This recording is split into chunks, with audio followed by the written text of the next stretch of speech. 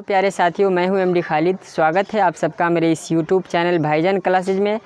आज मैं आप सबको दो चर वाले रैखिक समीकरण का प्रश्नावली 3.5 को बताने जा रहा हूं। इससे पहले वाले वीडियो में हमने एग्जाम्पल 15 और 16 को सॉल्व किया था। यदि आपने उस वीडियो को नहीं देखा है तो सबसे पहले उस वीडियो को देख ले, उसके बाद चैनल को सब्सक्राइब कर ले, बेल आइकन को दबा ले ताकि जो भी वीडियोज़ मैं डालूँ सबसे पहले नोटिफिकेशन आप तक पहुँचे। तो सबसे पहले हम सवाल की तरफ बढ़ते हैं। सवाल क्या है, थोड़ा लंबा, इसी वजह से मैं बोर्ड पे नहीं लिख पा रहा हूँ क्योंकि स्पेस ज़्यादा ले लेगा ये। सवाल क्या है, निम्न रैखिक समीकरणों के युग्मों में से किसका अद्वितीय हल है, किसका कोई हल नहीं है, या किसके अपरिमित रूप से अनेक हल है।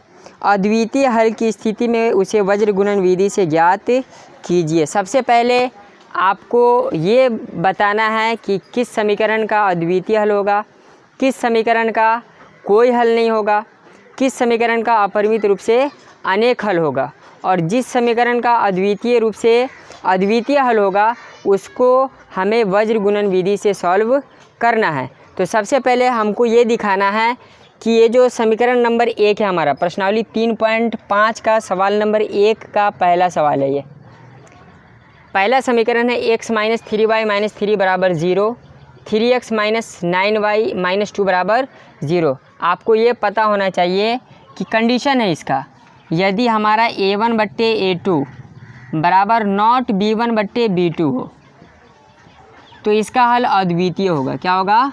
अद्वितीय हल होगा। और यदि a1/a2 बराबर b1/b2 बराबर c1/c2 तो इस स्थिति में क्या होता है, समीकरण का अपरिमित रूप से अनेक हल होता है। अपरिमित रूप से अनेक हल। और यदि a1/a2 बराबर b1/b2 बराबर नॉट c1/c2, इस स्थिति में क्या होगा कि समीकरण का कोई हल नहीं होगा, कोई हल नहीं। तो सबसे पहले ये आपको याद होना चाहिए, तभी आप ज्ञात कर पाएंगे कि समीकरण का अद्वितीय हल होगा या अपरिमित रूप से अनेक हल होंगे या कोई हल नहीं होगा। तो इसको आप लोग नोट कर लीजिए ताकि आपके जहन में बैठा रहे। तो चलिए हम इस पर अब रख कर देखते हैं। सबसे पहले हमें a1 b1 c1 a2 b2 c2 को छाट लेना है। यहाँ पर लिखेंगे, यहाँ a1 बराबर कितना होगा, समीकरण नंबर 1 में x का जो गुणांक होगा वह a1 होगा। अब x से पहले कोई अंक नहीं है, इसका मतलब 1 है। b1 बराबर कितना है हमारा -3, c1 बराबर कितना है -3। अब a2 समीकरण नंबर 2 से निकलेगा। a2 है 3, b2 कितना है -9 और c2 कितना है -2। अब हम बैठाएंगे, लिखेंगे a1/a2 बराबर क्या हो गया 1/3। उसके बाद b1/b2 बराबर क्या है, b1 है हमारा -3 तो -3, और b2 कितना है -9। कट के क्या आ जाएगा, 3 माइनस से माइनस कट जाएगा, ये भी 1/3। अब c1/c2 बराबर, तो a1/a2 बराबर 1/3, b1/b2 बराबर 1/3। c1/c2 भी करके देख लेंगे हम। c1/c2, c1 है -3 और c2 है -2, माइनस से माइनस कट जाएगा, बराबर कितना आएगा 3/2। अब यहाँ पर आप देख सकते हैं a1/a2 बराबर है b1/b2 के, लेकिन बराबर नहीं है c1/c2 के। मतलब a1/a2 बराबर b1/b2 बराबर नॉट c1/c2 लिखेंगे, चूँकि a1/a2 बराबर b1/b2 बराबर नॉट c1/c2। और ये जब कंडीशन आता है तो इस कंडीशन में क्या होता है, समीकरण का कोई हल नहीं होता है। याद रखिएगा, जब a1/a2 बराबर b1/b2 लेकिन c1/c2 उसके बराबर नहीं हो तो इस स्थिति में क्या होता है, समीकरण का कोई हल नहीं होता है। तो हम लिख देंगे नीचे अतः इस समीकरण का कोई हल नहीं है।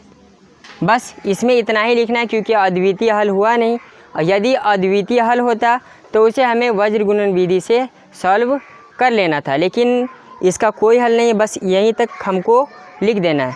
तो अब हम लोग सवाल नंबर 2 की तरफ बढ़ते हैं।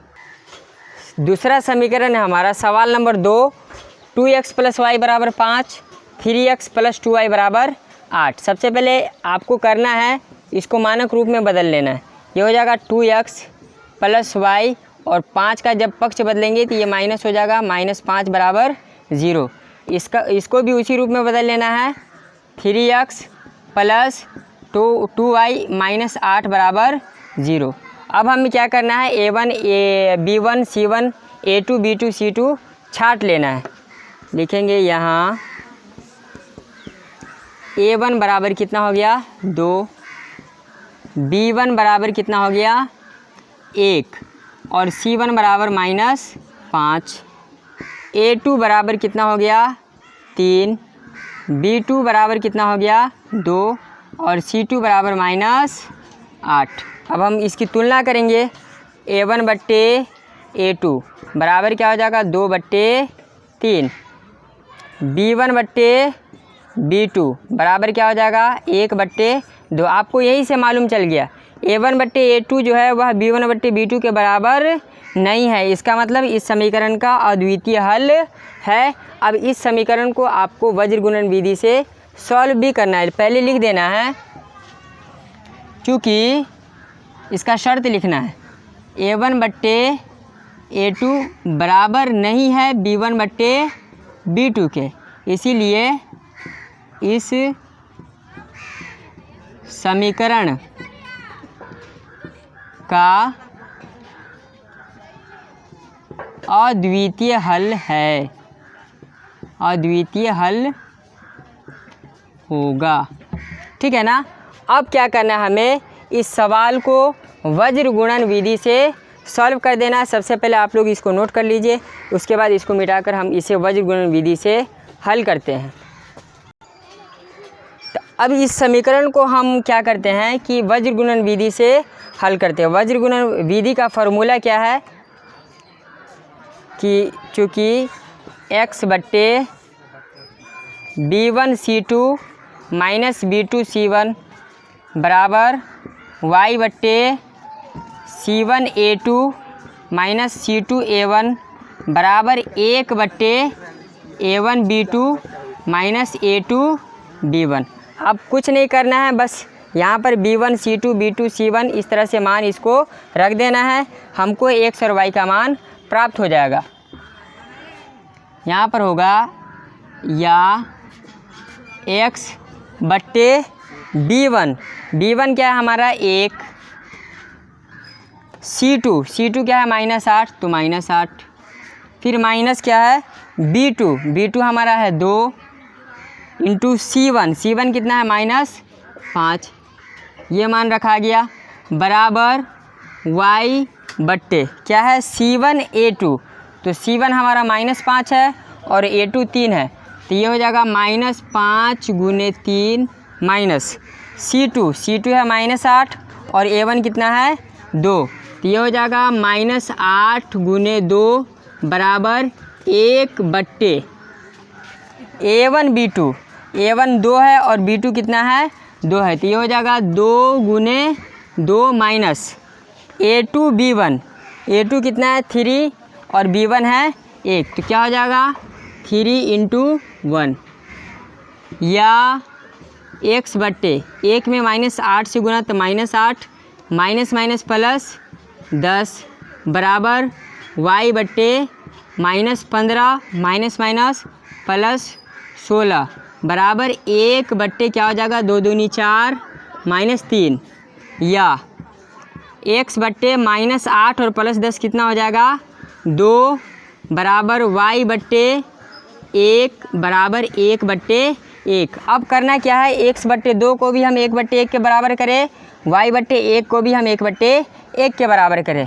लिखेंगे या x/2 बराबर 1/1 तथा y/1 बराबर 1/1। इसीलिए x बराबर 2 तथा y बराबर 1, यही आपका आंसर हो जाएगा। इस तरह से आपको सवाल को सॉल्व करना है। इसी तरह से आप सवाल नंबर 3 और 4 को भी सॉल्व कर सकते हैं। यदि किसी में प्रॉब्लम हो, सवाल नंबर 3 या 4 को बनाने में प्रॉब्लम हो, तो आप हमें कमेंट सेक्शन में करके ज़रूर बताएं। उसका मैं एक सेपरेट वीडियो बना के मैं आपको दे दूँगा। बने रहिए हमारे साथ, मिलते हैं अगले वीडियो में। Thank you.